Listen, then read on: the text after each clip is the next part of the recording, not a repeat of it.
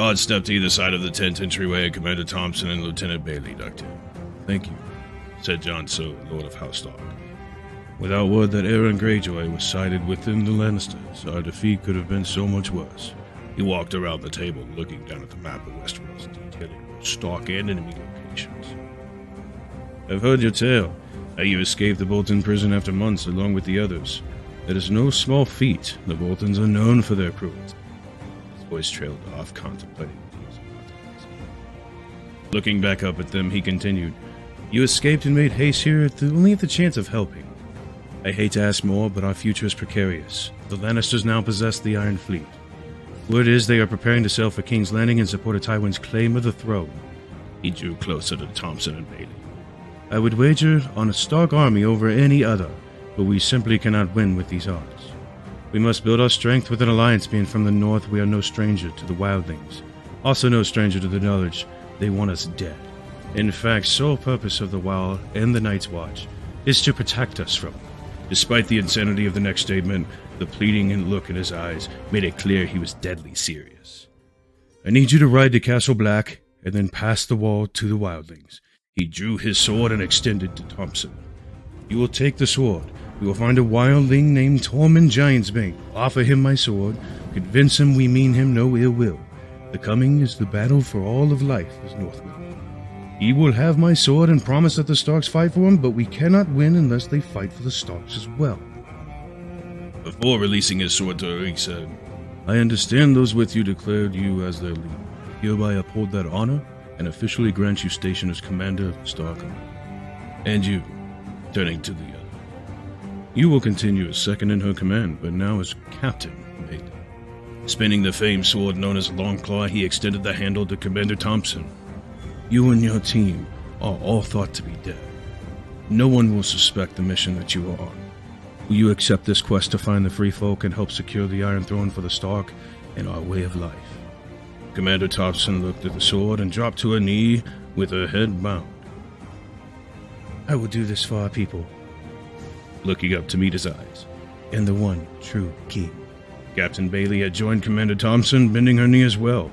"The one true king."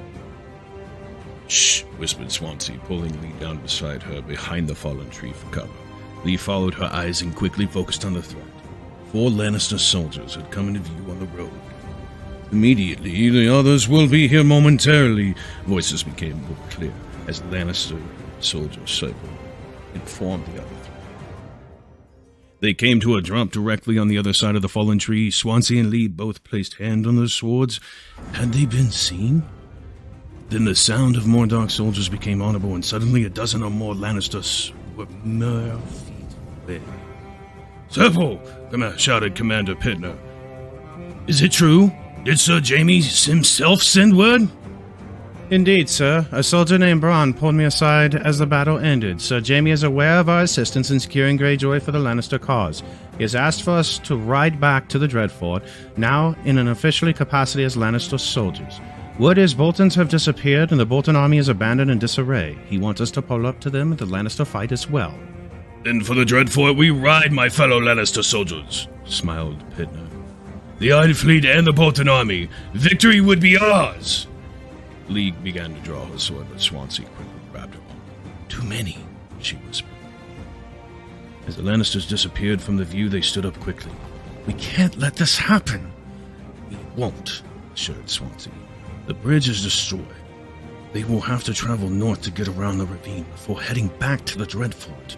We have time to catch up, but we must make haste. We need to regroup with the others to quickly follow." An hour later, the Targaryens had regrouped, grabbed supplies, sent a raven to Dragonstone, warning Queen Daenerys. Now, it was a race for the Dreadfort.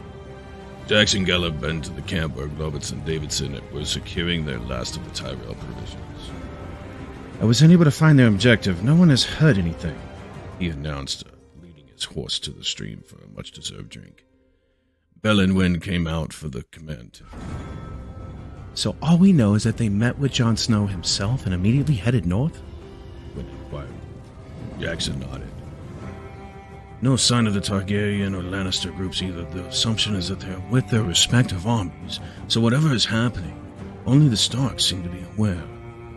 Just then a large group of Tyrell soldiers burst into the camp. Behind them none other than Lady Marguerite Tyrell. I had to thank you, personally, on behalf of the Mother of House of Tyrell.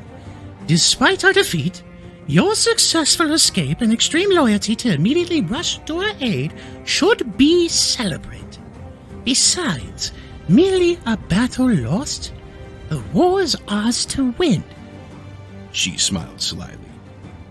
Come, we will feast in your honor. Belle stepped forward. My lady, we thank you for this invitation, but there's an urgent matter you should know. He then had Jackson bring her up to speed on the Stark secret mission. Let us give chase, Requested Commander Wynn. See the pilot and bring back this information for you. Lady Marguerite added and nodded. Go with my blessing and thanks. Your sacrifice will not be forgotten. The Tyrell army is greater now that you are a part of it. As the sun fell, the chase was on. The Tyrells on a mission north to intercept the Stark plan. To the east, it was a race. A race for the Bolton army and with the Targaryens gaining ground on the Lannisters.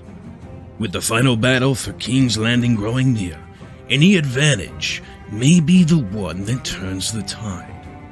Time to formulate a plot, or end up defeated or short. Success is the only option. Failure is not. This chalet has got to go. Cannot grow old in Karstock's lot. So this is their shot. Feet fail them not. This may be the only opportunity they've got. Mom Spaghetti.